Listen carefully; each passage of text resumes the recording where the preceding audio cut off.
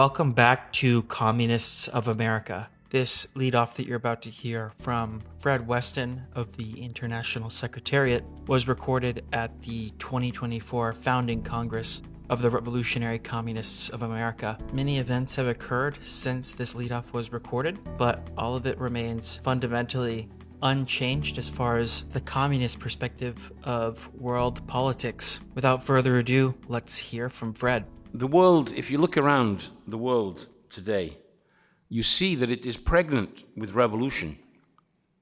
But not just revolution, of course. The risks of counter-revolution, wars and civil wars. The world is tobogganing towards a major historical crisis. And these are incredibly interesting times. There's a saying, apparently, that it's like a curse on somebody. You say to them, apparently it's supposed to be Chinese, I don't know if it is, but it's may you live in interesting times, because apparently it's a bad thing to live in interesting times because it's turbulent, it's unstable. It's much better to live in uninteresting times where you can live a boring life, born and die, and not much happens. Well, if that's the kind of life you wanted, you were born at the wrong time. You can't choose when you were born. Somebody else was responsible for that. We're in the epoch that we are in. It's one of economic turmoil, turbulence. And to millions, to billions of people, the world today must feel like being on a ship at sea in a storm and not knowing where you are, where you're going, and how it's going to end. That's how it must feel to many, many people. And that explains all kinds of phenomena, including the one you have in this amazing country, which is Trump. You see, he crystallizes a section of society around him because of this crisis of the system. Now, I don't want to go into US perspectives, that's another discussion. But, you know, there I was preparing to come here and prepare my speech, and then this guy turns his head and luckily only gets a clip on the ear. The attempted assassination of the president and what that would have meant. And then Biden pulls out. These are not uninteresting times, comrades. This is a reflection of the deep crisis of the system that we are in. Now, there's not time here to go into every detail of why this crisis exists, but fundamentally, we're living through a crisis of overproduction. Now, it seems incredible that you can define it as such when there are people who are literally starving to death, when there are people living in abject poverty, and when there is a huge overcapacity in the productive forces of the whole planet, and yet we have this poverty. Only the Marxists can really truly understand that contradiction, because capitalism is not about producing goods that people need, because if it was for that, there are plenty of goods for everybody. There's actually plenty of food for everybody. The planet could feed up to 12 billion people still, and that we're only 8 billion. So there's no actual real reason for all this poverty, this hunger, and the wars and civil wars that flow from it.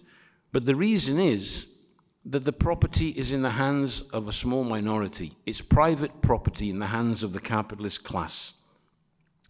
And their aim is not to produce goods for the benefit of the people. Their aim is to produce goods to make a profit. That means you have to pay for the goods, you have to have the money to pay for the goods, you have to have the jobs that pay that money. And this is the huge contradiction in the system. Now, I'm not here to give a lesson on the ABCs of Marxist economics, but bear that in mind when looking at the crisis of the system, and make sure that all the comrades in the branches discuss the basics of Marxist economics, because it's fundamental to understanding the process. But in a situation where you have the bourgeoisie of each country trying to increase their share of the market, in a market that is not expanding, in fact, in many countries it's contracting, the only way each national bourgeoisie can increase its share, its influence, is at the cost of that of another national bourgeoisie. That explains the crisis we're in. That explains the wars that we're facing, the conflicts between China and the United States all across the Pacific and across Asia, the war that's going on in the Ukraine and many others. It is about each national bourgeoisie, and of course, there are more powerful and less powerful national bourgeoisies. So there's the American, there's the Chinese, there's the Russian, there's the German, and many other countries where they are subjugated to the domination of the powerful countries and are used as pawns in this situation. One such case is the Ukraine itself, which is being used cynically. So we have a polarization of the world between the different powers, and this is also reflected internally in each country in polarization between the classes. Because in a situation where the bourgeoisie is trying to increase its share of the wealth, it's in struggle with other national bourgeoisies, but it's also in struggle against its own working class. That explains the other side of the equation, which is the growing poverty. It explains the strikes. It explains the struggles over real wage levels. It explains the struggles over social services, infrastructure, etc. And this flows from the crisis of the system. Now, everywhere you look, you can see the impact of this. And we have to understand the Marxists, the genuine Marxists, are really the only ones who fully understand why all this is happening.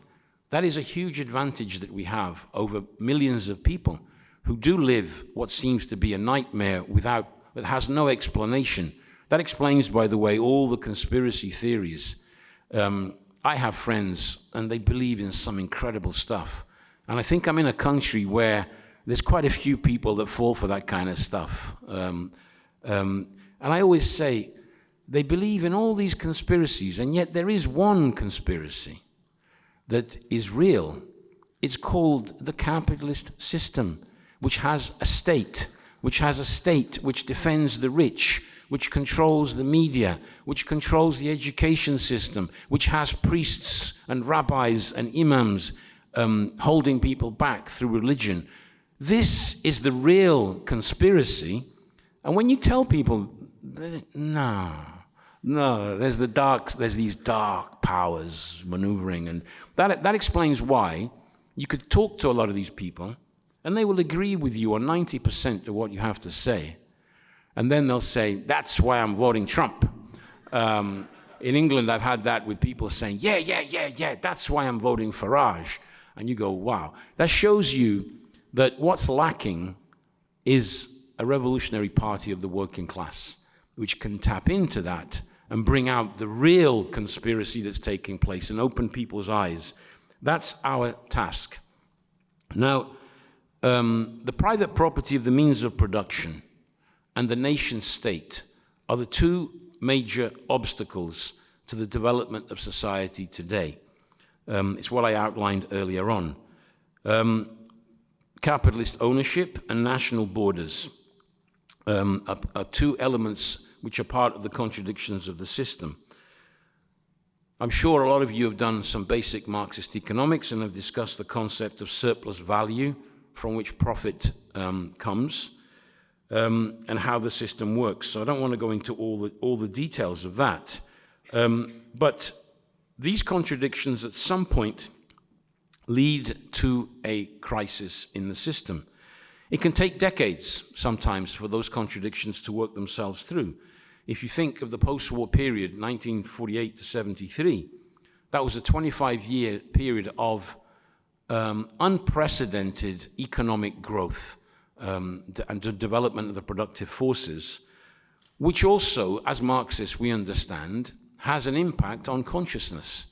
When an economic system is going through such a phase, the class at the top has confidence, but also the working class has a feeling that, yeah, there might be bastards, they might be corrupt, they might be gangsters, but they're giving us good jobs, a good lifestyle, and they tolerate a system like that, and they feel that things are good.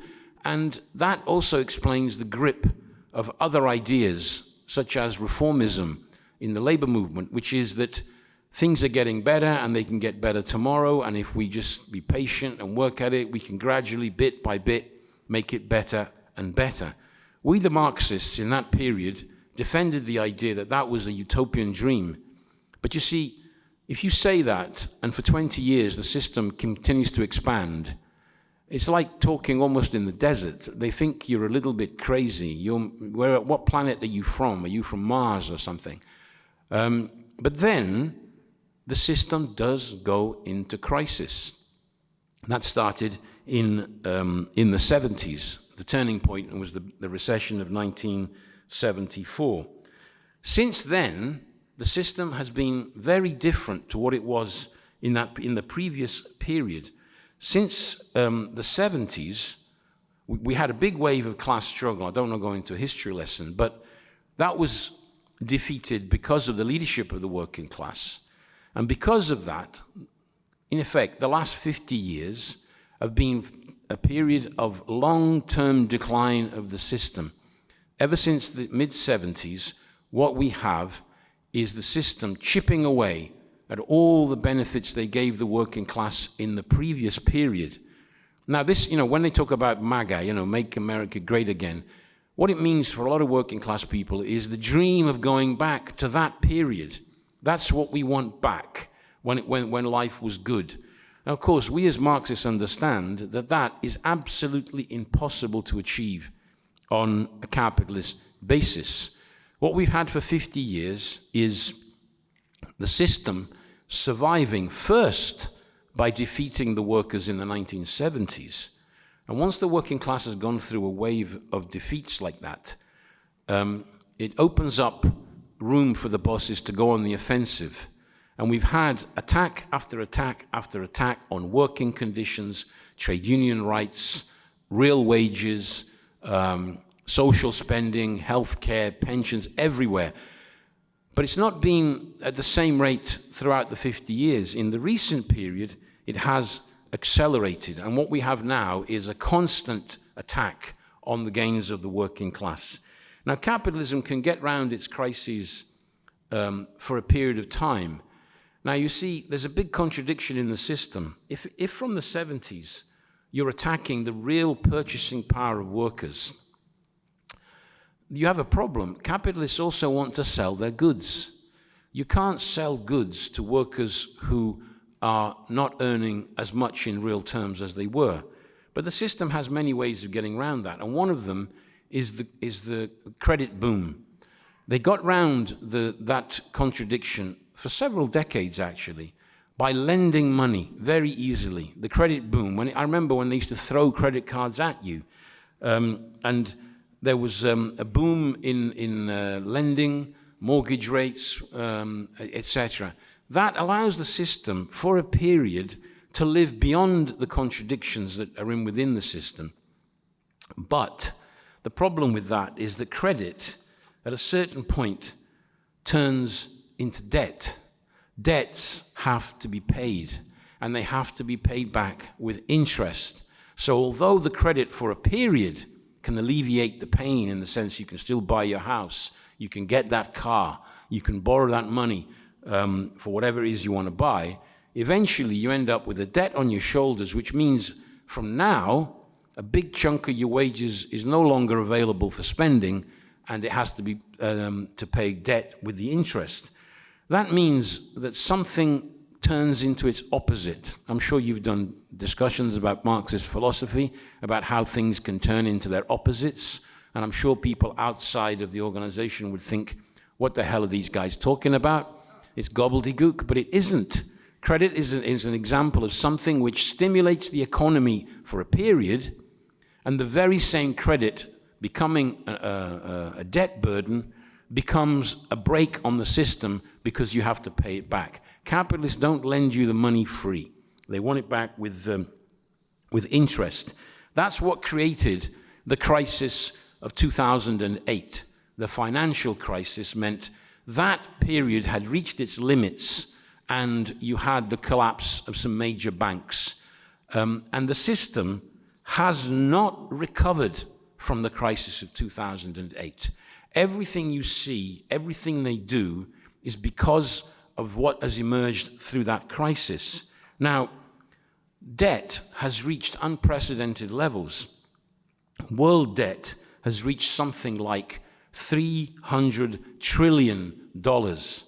That's something like 350% of world GDP.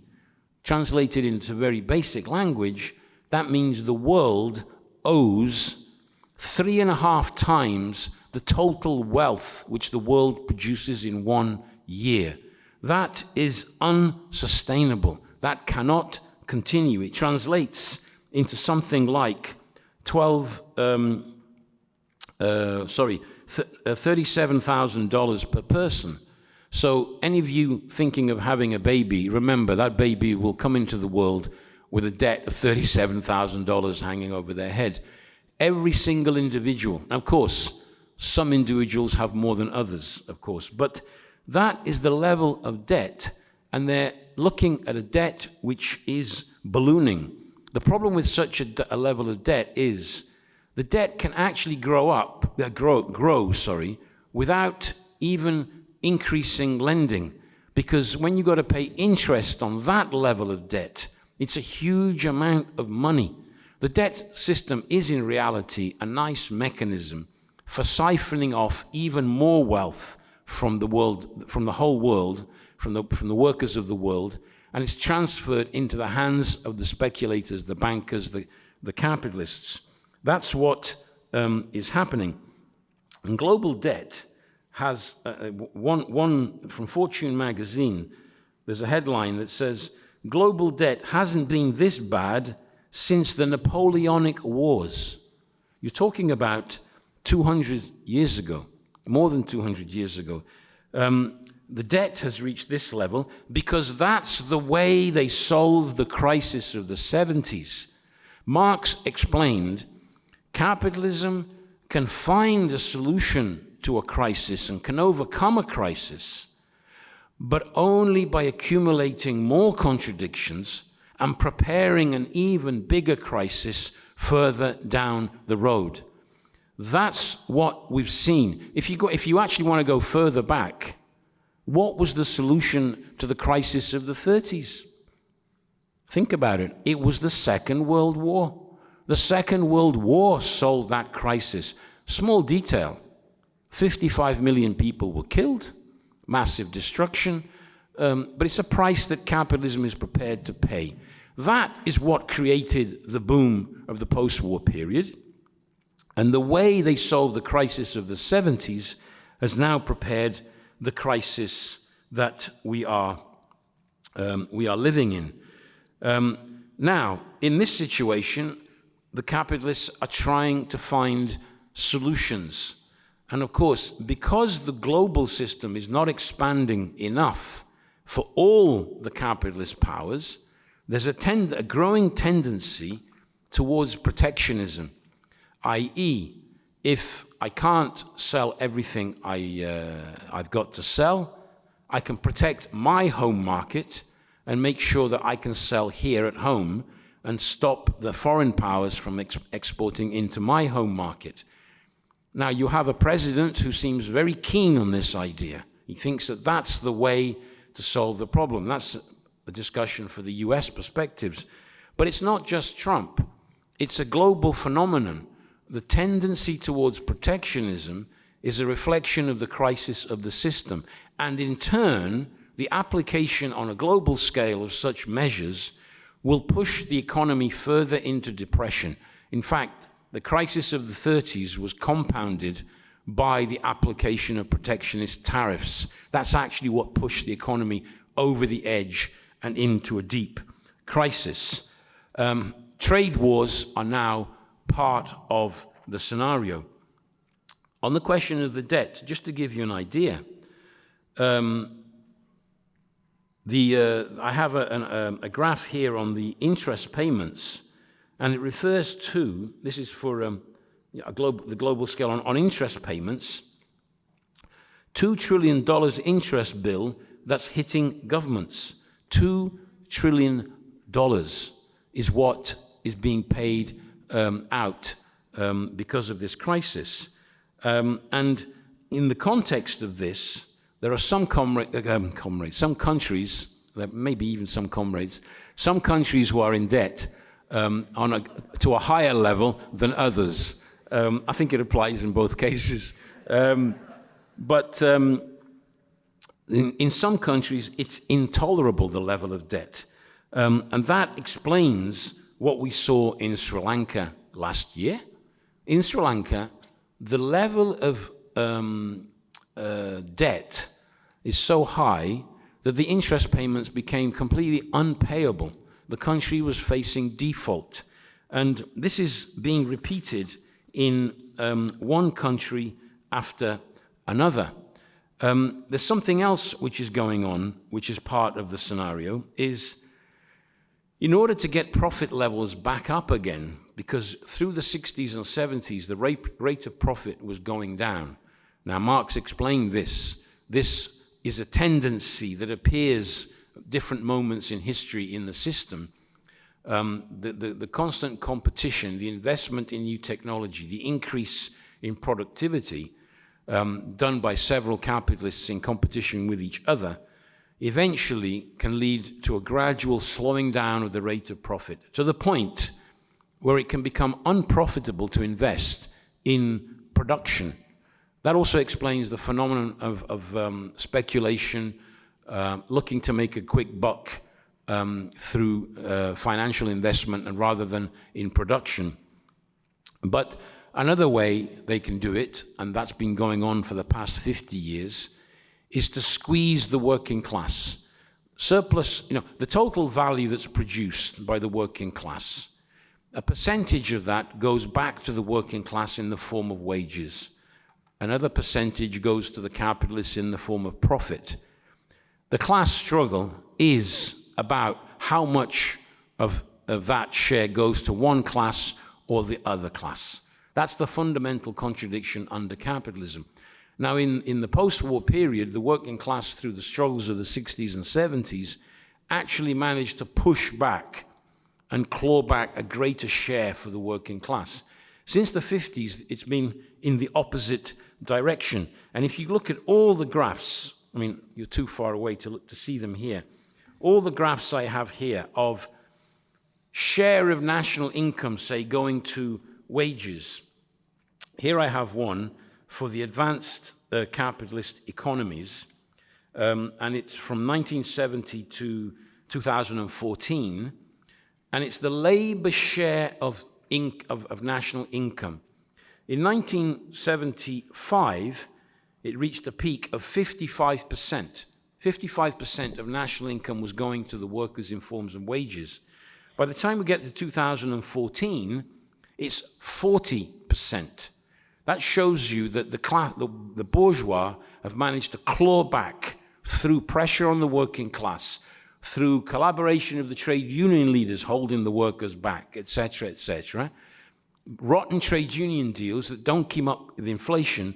The end result has been a bigger share of income going to the working class, to the bourgeois class. But that goes back to what I said earlier on. If you do that, the equation just doesn't work because you're squeezing the workers, but you're trying also to increase sales. And you do that through lending, etc., etc. Now, that has worked its way through the system to the point where we have a severe crisis in the system. We have an end of globalization, the end of open trade between countries, and they're all talking seriously of, here's an article from the Financial Times, global economy faces decade of weak growth. That's the next decade. What they're talking about basically is a long drawn-out stagnation of the system, which means even greater pressure on the working class. Everywhere, the bourgeois is applying the pressure on social spending, on pensions, real wages, etc., etc. Here, they're preparing legislation to make labor even more flexible. It's the same as in Europe. It's the same as in other countries. It's in this context of conflict on a global scale that we can understand many of the wars that are taking place globally. One of them that hit the headlines, obviously, was after the October 7th attack by Hamas in Israel, and the response of the Israeli army to that, which has been ongoing since then. And that's a reflection of the crisis, because it's a reflection, actually, of the crisis inside Israeli society. We have in Israel a long-term process of a shift more and more to the right. We have Netanyahu, who is basically the American Trump times 10 with what he's doing. His personal interests are part of the equation, because if you remember last year, they tried to get rid of Netanyahu. One wing of the ruling class in Israel tried to get rid of him by mobilizing huge numbers of people on the streets. Because I think some of them could see how far a Netanyahu could go. They failed to stop him, because it's not always the case that the ruling class has control over its political representatives. You have a case, the glaring case here in the United States. But it's not just here. Le Pen in France is preparing to be the French Trump. Meloni, from a small marginal right-wing party, became the Prime Minister of Italy. These forces are coming to the forefront because of the crisis in the system. In Israeli society, which in the past was based on guaranteeing the Jews of Israel decent living conditions, a good welfare state, etc., that has slowly been whittled away by the system, and there's a section of Israeli society that feels abandoned. And it's that layer which is voting for Likud and Netanyahu. He's basing himself on that, and of course it's also part of the long-term project of the Zionists to take the whole of the land, all the land the Palestinians were living in. I don't have time here to go into the details of that. We've written a lot of articles, which I'm sure the comrades have read, but the cost of this crisis is something like 40,000 killed in Gaza. But if you look at some of the figures the doctors are producing, the number of actual deaths is far, far higher. It could be 3-4 times that figure, because people are dying because they're on dialysis and they have no access to the machines. And you die because of the sickness that you have. And there are many people like that in Gaza. It's a humanitarian disaster of unprecedented proportions. And it seems as if it's not going to end with Gaza. There are growing concerns from the serious bourgeois that this war could spread. It could spread, first of all, to the border with Lebanon. They are preparing to attack Lebanon. The military have already signed off the agreements to prepare for that. All the talk is of that. And if that happens, we're talking about a massive escalation of this war. On the Lebanese border, Hezbollah could damage Israel seriously, but Israel could smash Hezbollah through massive, massive bombing. Nothing compared to what, even worse probably than what we've seen in Gaza. That risks the involvement of Iran. We saw the exchange a few months ago of what both sides can do. And it's a conflagration in the Middle East, which the bourgeois are terrified of. Now, this comes, I have to skip over that question, which is a key element in world perspectives, but it comes in the midst of an extremely unstable Middle East. What the serious strategists of capital are worried about is that this could provoke movements across the Middle East. I have an article here from Foreign Affairs. The title is "The Coming Arab Backlash." it's an interesting text because it seems almost as if they read some of our perspectives documents. Looking at the situation in Egypt, in Morocco, in Jordan, etc., etc. And it's reminding the bourgeois itself of the Arab Spring of 2011. And they're saying a new such movement could take place. The impact of the barbarism in Gaza on these countries, and it says here, describing all this, I'll quote, it says, "This is all happening in an era characterized, even before the Israel-Hamas war, by the declining primacy of the United States and the rising autonomy of regional powers.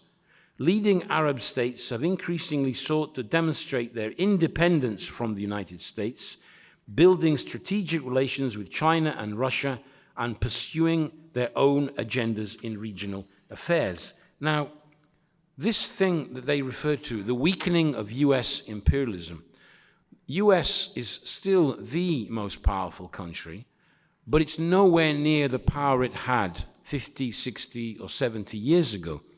And this is being reflected in a number of crises around the world, where in the past, the big guy, Uncle Sam would come along and tell everybody what to do, and they'd all stand in line and do what they were told.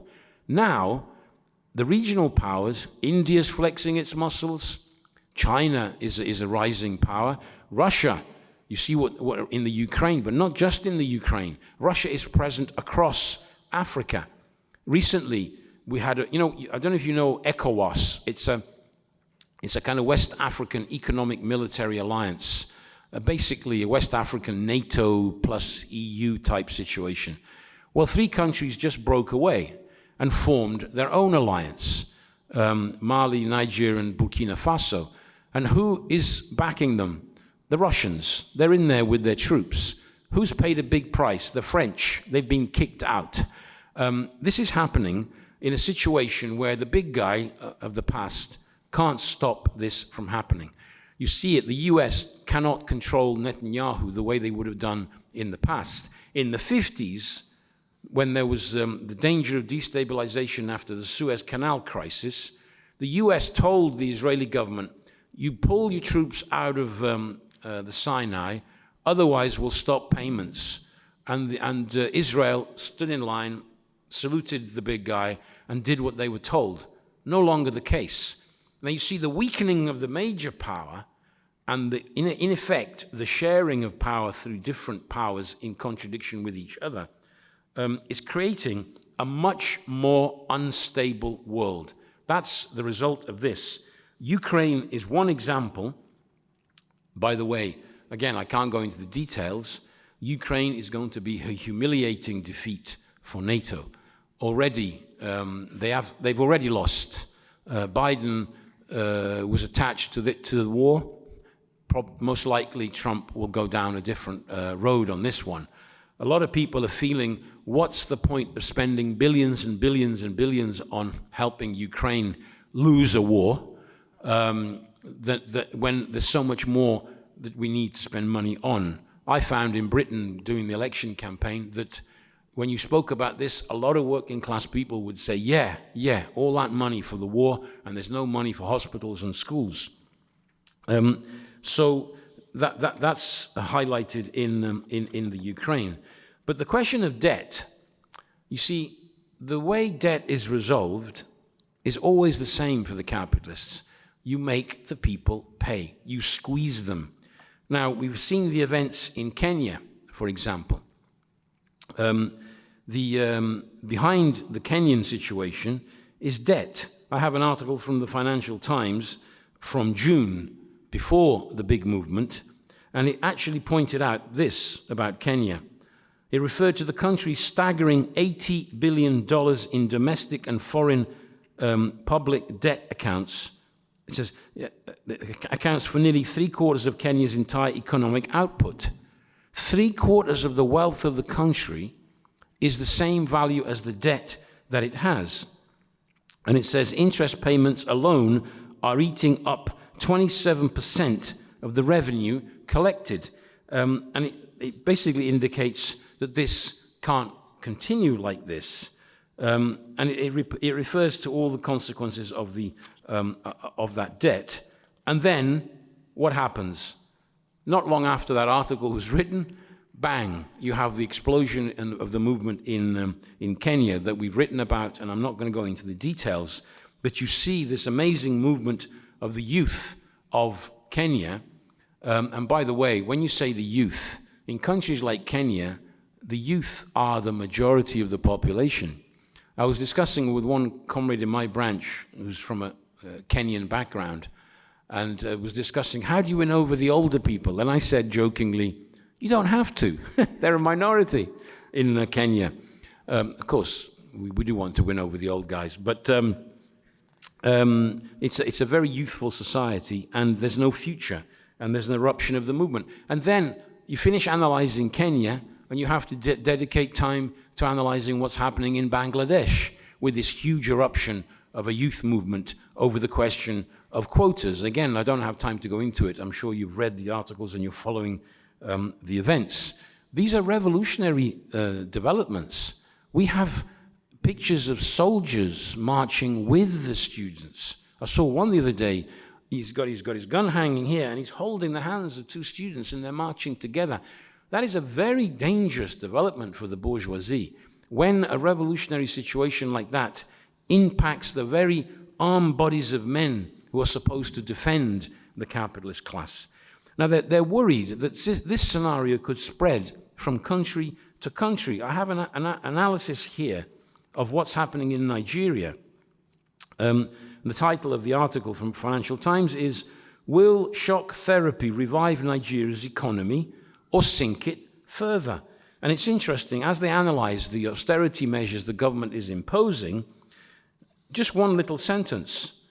This is referring to the critics of this program. They say, they add that recent anti-tax protests in Kenya are a warning of what can happen when governments push citizens too far. And it's referring to Nigeria. Now, Nigeria is supposed to be one of the more trustworthy allies of the imperialist powers. In fact, it plays a local imperialist role. It's the big power inside ECOWAS. Its troops have been used to police some of these countries when they get out of order. But what we're looking at here is the possible eruption of a revolutionary movement in Nigeria. Therefore, the stability has gone all around the world. And as I said, the world is pregnant with revolution, as Kenya has shown, as Bangladesh has shown, and Sri Lanka last year, and many other such examples in the recent years. Now, in the middle of all this, we have this enormous military spending on a global scale. The world, the total amount of spent on the military is $2.5 trillion. That is the same as the total GDP of a country like Italy. Italy is one of the G7. It's one of the major capitalists, a secondary one, but it's one of the major industrial powers. The total wealth of Italy being spent on arms. And the big spender, of course, in all this is the US. $916 billion, almost $1 trillion is spent on weaponry. And then they ask themselves where the money is for hospitals and schools. We can say very clearly it's being spent defending your system. It's being spent on killing millions of people around the world. The world is is pregnant with revolution. It's also pregnant with war and civil war. If we look around the world, something like over 30 countries, possibly more, depends on how you calculate what war is, are involved in some kind of armed conflict.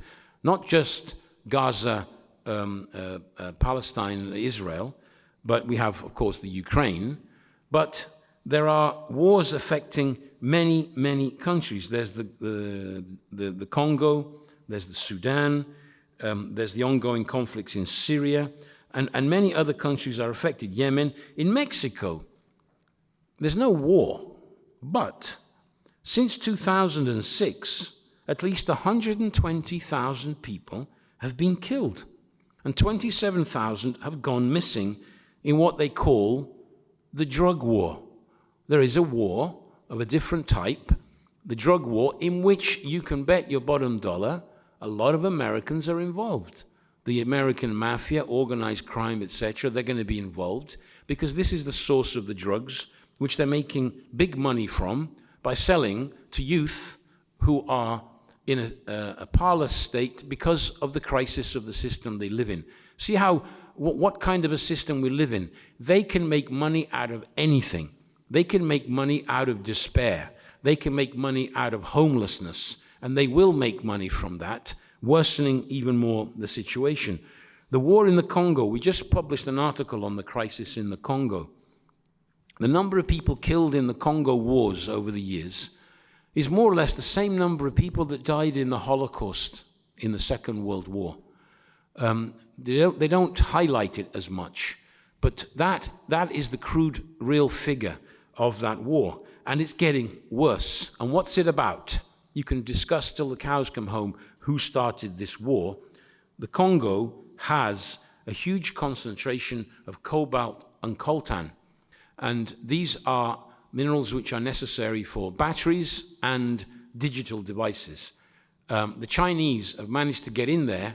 They've got almost a monopoly of these minerals, which is of concern, of course, to the US, to the French, to the British, to the Japanese.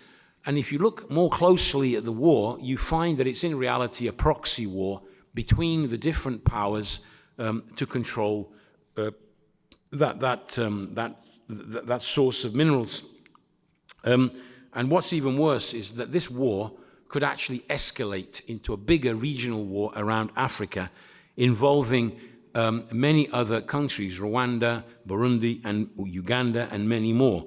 The Russians and the Chinese are involved. India is involved. The United Arab Emirates are involved. They're all seeking their interests in the region at the cost, of course, of the people living there. We have the civil war going on in Burma, or Myanmar, as you want to call it. New York Times article refers to this Southeast Asian nation teetering on the brink of failed statehood. And it talks about the civil war that's going on, and see how things can change. It says that a decade ago, this nation, wedged between India and China, was touted as a rare example of a country peacefully transitioning from military dictatorship towards democratic rule. Things changed dramatically. Now, Myanmar is an example of a revolutionary movement of the masses, defeated because of lack of leadership. A dictatorship emerges. The military, in the past, would have consolidated their power and held on. Instead, it provokes civil war within a short period of time. Since the coup, just the other year, at least 50,000 people have been killed in the fighting, and now they say that more than 18 million people are in desperate need of humanitarian assistance. This is Burma. Sudan, I think, is the prime example of the consequences of the crisis of capitalism for different peoples around the world. It wasn't so long ago that if you look at the timeline of events in Sudan, we were discussing the Sudanese revolution. If you look at the articles on our website, an incredible movement to get rid of Bashir and then achieve what the masses were desiring, which was a genuine democracy. But because of the leadership of that movement, led by professionals, civil servants, lawyers, etc., who felt they could negotiate with the Transitional Military Council, they actually betrayed that movement. And now we have a situation. I could give a lead off just on the detailed developments in this country, but just to remind you that in 2019, I was looking through our old articles to see what we said, and I found one which I'd written at the time, and this is what one of the paragraphs says. This is in June 2019. I quote, "If the revolution is derailed, the RSF, that's the Rapid Support Forces, would have no scruples in unleashing the bloodiest of civil wars if this served the purpose of keeping in power the privileged elite of Sudan. When you write that, and then you go back to it and you read it, it doesn't give you any pleasure to say, I told you so. The same with Gaza. I remember writing, calculating how many people might be killed. And I remember quoting examples from what happened in Iraq, and referring to a figure of 40,000. Those people were alive when I wrote that article. Those people are now dead. That's what this situation means. And Sudan is breaking up. It's fragmenting. The capital city has different neighborhoods under the control of different armed groups. And now we're looking at titles like this: How Sudan is Sliding Towards Famine After 1 Year of War. Another article: Is Sudan's army on the verge of collapse? What we have is barbarism in this country. I have lots of material here about the 1 year of the war and the consequences of it, the division of the country, region by region, fragmented, different local militias fighting for control. And again, what comes out of this is the weakness of US imperialism. Every time I read about one of these situations, what strikes you is this element. And here's a title from the Hudson Institute, an article from May of last year. The title is this: America's best choice in Sudan is the least bad option. They don't have a good option. I don't have time to go into the details, but they are extremely concerned because in the Sudan, we have China, which has contracts. We have the Russians that are present. The Russians are trying to get a base on the coast of Sudan, which would give them a military base in the Red Sea. The US is extremely worried that this would mean a massive strengthening of Russian influence in the region. So you can see there's this global conflict between the powers for control of regions, for spheres of influence, control of mineral resources, etc. And what it is actually barbarism on a grand scale. The slogan socialism or barbarism is not an abstract slogan, and it's not something about the future. It's actually taking place today. This huge humanitarian crisis, which is produced by this, is creating this huge migrant crisis. There's 108 million displaced peoples around the world as a result of these wars and civil wars. This explains also the sea of humanity which is coming towards the advanced capitalist country, becoming an issue in all countries. Here in the election campaign, immigration control is one of the key debates. In Britain, it's part of the debate. In Italy, it's part of the debate.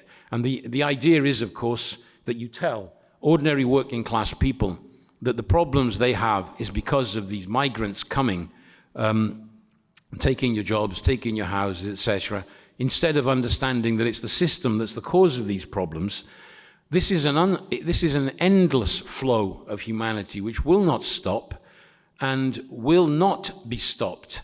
And even the people say they're going to stop it, you can bet they're not going to stop it, because why remove the goose that lays the golden eggs? I read an article in the Financial Times which referred to 3 million immigrants that came to the States last year, and according to their calculations, without those immigrants, the US would now be in recession. So another article in the Financial Times, speaking to the politicians, was anti-immigration policies is good politics, but bad business. Say you're going to stop them, pass laws that make life more difficult for them, but please don't send them back home, because we need them, because they're the cheap labor that's driving our system. That is the way they cynically exploit the consequences of what they're doing on a global scale. I could mention climate change, which is also an important part of this. Whole areas of the world are becoming uninhabitable. Agricultural land is drying up, forcing millions of people to go into the cities to live in slums. This is the real world we live in, comrades. We are, in effect, living in a corner of the world which isn't quite yet affected directly in the same way as Sudan or Congo or Burma or whatever. We're feeling the effects of it. It's coming, but we still haven't seen the full extent of how bad this crisis can become. And climate change is a key element also in the development of the consciousness of millions of people. The conflict globally, I've got articles here about the difficulties of the US economy, and one interesting article giving advice, it's by the Center for, the Wilfrid Martin Center for European Studies. What advice does it give America? Washington, this is the title of the article, Washington should squeeze Europe like it's 1945, i.e., put pressure on Europe, and they are doing that with the Ukraine war. Europe is paying huge consequences because of that, and it's nice, the nice friendly Americans across the pond who are helping their European friends with this policy, which is basically part of strengthening US capitalism at the expense of other capitalist countries, to the point that now we have titles in the Financial Times such as, "Is Germany the sick man of Europe once again?" And it describes the impact of the Ukraine war on Germany. Now, Germany used to be a powerhouse of the European economy. Now all the titles are about the German economy contracting, the slowdown of the economy.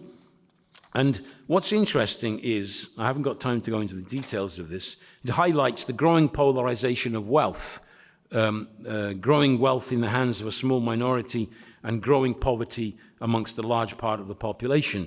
Other articles from the Financial Times about France dangerously exposed as budget deficit grows. And you see it reflected in the elections. Macron has lost out in this situation. And you see the rise of the right. And you see a France which basically has become ungovernable. This is one of the major powers in Europe. I like to tell a few jokes. Here's the joke about France. France is now extremely unstable. In the 50s, it was also unstable. The way they solved that was de Gaulle emerged as the sort of parliamentary Bonaparte, the strong man. But before that, it was so unstable that there was a joke. And the joke went like this. There was this guy trying to commit suicide by jumping off the roof of the French Parliament. But every time he jumped, he failed to kill himself because he either hit a government coming in or a government going out. That was the British humor in relation to France, because the Britain then was an extremely stable country.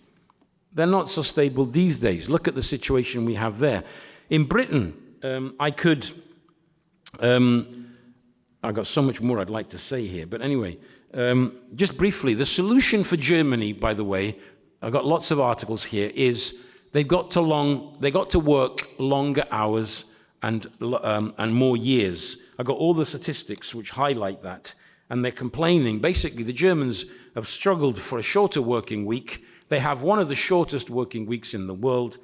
Sorry, boys, time to end that. We're going to have to introduce laws which force you to work longer hours, i.e., the answer to the crisis is to increase the rate of exploitation of the working class.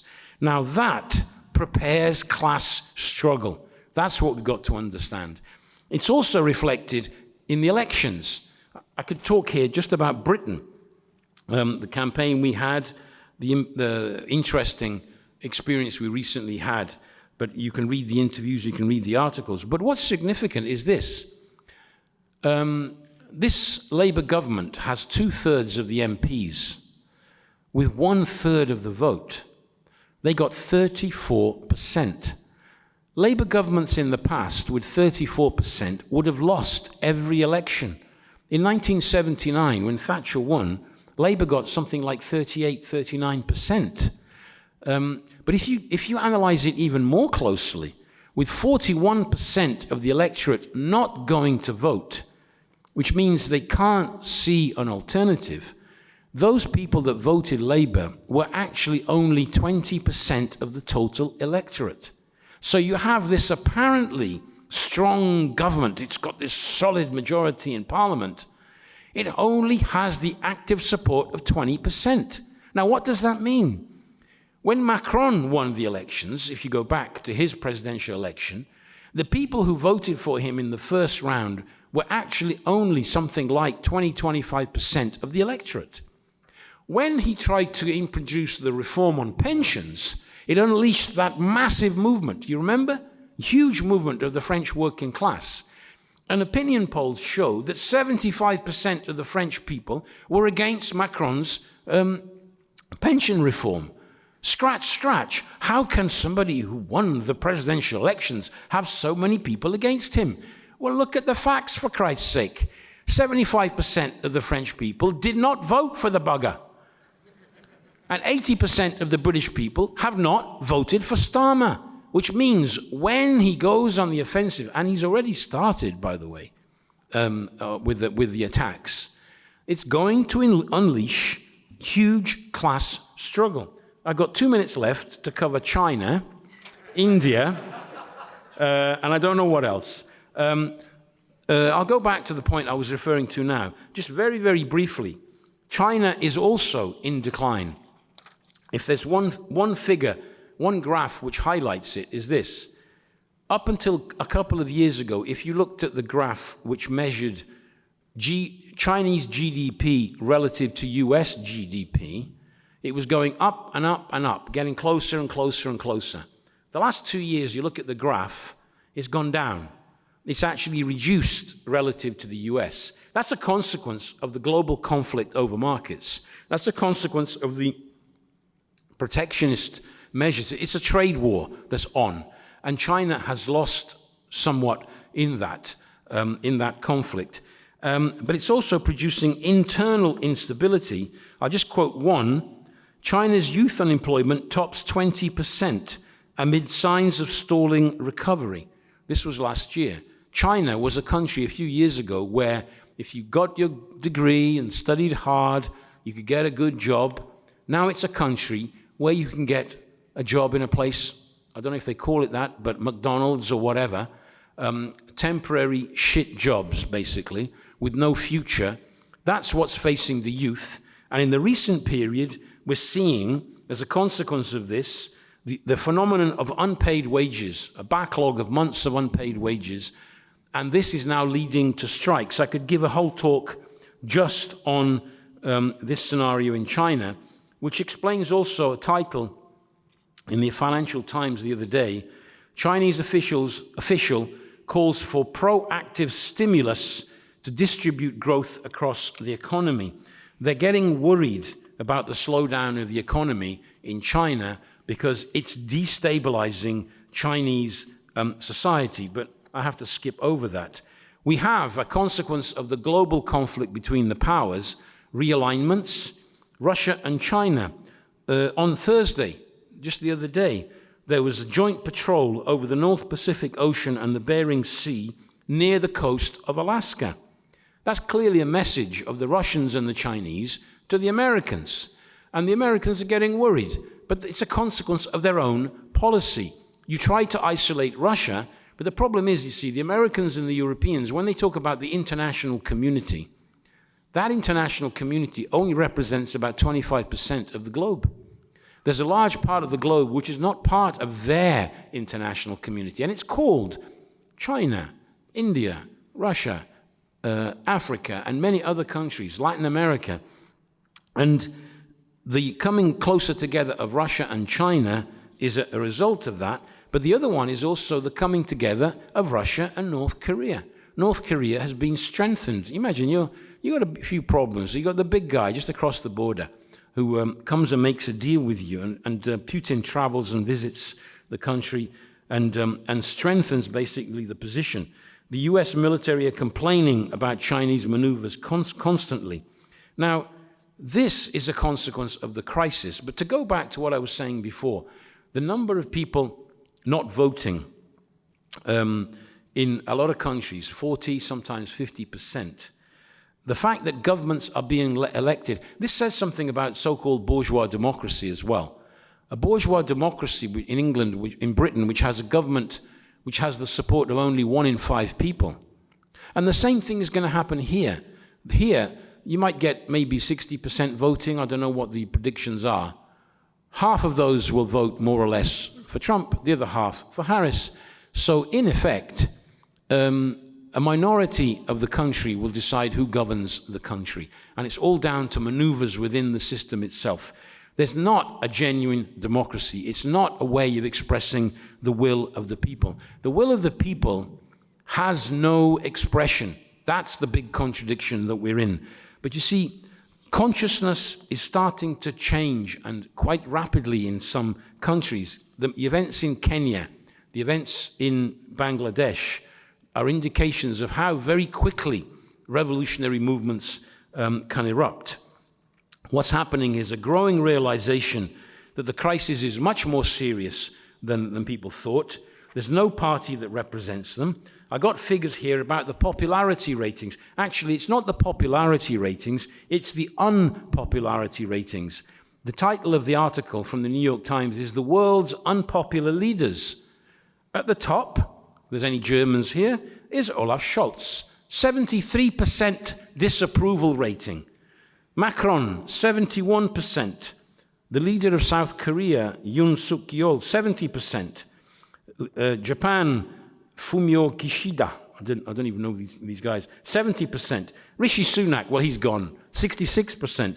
The interesting thing is that the reason Starmer won is not because he's popular, it's because he's slightly less unpopular than Sunak. Justin Trudeau, 59%. And then it says Joe Biden, 54%, but he's gone now anyway. But it's the disapproval ratings, not the approval ratings that they look at. This growing abstention in the elections is a reflection of huge distance between ordinary working class people and the politicians that are supposed to represent them. In the middle of this, you have the crisis in the economy, the pressure on the working class on terms of wages, working conditions, pensions, age of retirement. It's a constant pressure, pressure, pressure. That's what you get when you talk to ordinary working class people. For the youth, it's a youth without a future. Where's the stable jobs? Where's the mortgage? Where are you going to get that house? It's impossible with the level of rent and the level of mortgage payments these days. They've created a monopoly for the landlords who are making huge profits out of it. And in the midst of this, you have the climate change crisis, which affects mainly the youth who are looking at, when I hear things like, in 2050, 2060, it's going to be like this. And I could, I suppose, be a bit cynical. I'm not going to be here, so it's not going to affect me. But if you're 20, 25, 30, it's going to directly affect your future.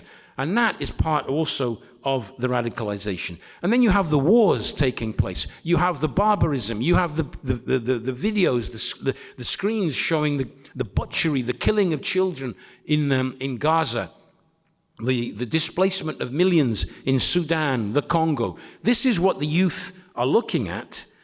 And that explains, just 2 minutes, that explains the greater radicalization of the youth. I'll just give you a couple of figures. In France, if you look at the voting patterns, the 18 to 24-year-olds, 48% are for the new Popular Front. If you're 70 plus in France, only 18% vote that way. In Britain, in the 18 to 24-year-old group, 47% said they would vote Labour. The over 65s, it's 24%. But amongst the youth, 18 to 24, only 8% said they would vote for the Tories. This is the radicalization of the youth that we're touching with our hands when we intervene, when we sell papers, when we talk to people, make contacts. But there's also the working class, which is preparing to move, and it will move. We had a taste of it in France, what I referred to against Macron's pension reforms. Here in the States a couple of years ago, you had wave after wave of strikes showing the real face of the US working class. In Britain, the same wave of strikes. That was an anticipation of what is to come. We have this radicalization of the youth. We have the working class. You can sense the malaise that's there within the working class. It's preparing to move. Kenya and the others are a snapshot of our future in the more advanced capitalist countries. And now we have the political scenario where people like Starmer, Trump may win. We don't know. We'll see. We have the scenario in France with the crisis of the political system. All the people who are elected on the back of this situation, Trump could win. Meloni won. What is she doing? She's falling into line perfectly with the needs of the Italian capitalist class. None of all that radical right-wing stuff. She's pushing that to one side. Yeah, they'll make a bit of noise about abortion and the trans, gay questions, and they'll try and push back on that to polarize. But when it comes to the fundamental questions on the economy, they apply the policies of the ruling class. This is the situation that we've entered, and it's developing before us. It's going to evolve in front of us. We're going to have sharp turns, sudden movements, which can seem to come from nowhere. They won't be a surprise to us. We are not being surprised by what we see. We're not surprised when the headlines on Kenya hit the TV screens or the papers. We know what it's about. The question is this: the world is pregnant with revolution. It's also there, it's before us. When the revolution fails, the direction society can go in is like in the Sudan, it's like in Burma and other places. Barbarism is being prepared by the ruling class. That's the alternative. We've got to build a strong organization to offer the working class the party that it needs, the party that can win that 70, 80%, which isn't actually voting for whoever is in government.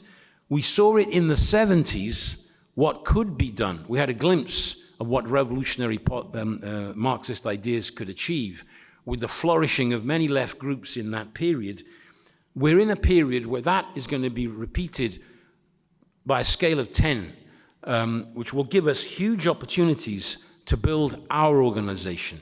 And that means we've got to get out there. We've got to do what we did this year. Make this Congress twice as big as last year's.